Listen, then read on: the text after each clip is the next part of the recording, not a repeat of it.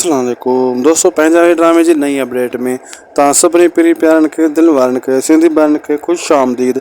अॼु रिव्यू कंदासीं mega soap serial पंहिंजा वेरी, जंहिंजा अचण वारा एपिसोड ज़बरदस्त थियण वारा आहिनि ऐं अचण वारे एपिसोडनि में तव्हांखे सुठा सीन ॾिसण वटां मिलंदा। ऐं दोस्तों, हाणे अकबर खान वरी ट्रिक खेॾियो आहे, माण्हू बि हथ कयईं, चाकर खान खे बि कान छॾियईं ऐं हेॾां जेको आहे दोस्तों सिकू इहो चयो त मां अकबर खान खे मारींदुसि।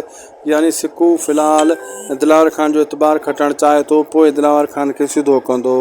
ऐं तव्हां ॾिठो त कीअं डिम फुल ऐं हो जेको आहे दिलशेर अलॻि अलॻि माना ज़बान खोली। हिकिड़े चयो त मूंखे मंसूर खान चयो आहे माण्हू मारण जे लाइ, ॿिए चयो सांवल। यानी ही वठ पाजण जी पाण में लॻी पई आहे ऐं हिते अकबर खान अंदाज़ो हणी वेंदो त सॼो कमु दिलावर जो आहे। दोस्तों, वीडियो पुॻो पंहिंजी पुॼाणी ते। अगरि अपडेट सुठी लॻे तो दासी टीवी यूट्यूब चैनल खे ज़रूरु सब्सक्राइब लाइक शेयर कंदा। तव्हां सां मिलंदासीं कंहिं ॿिए वीडियो में। अल्लाह हाफ़िज़।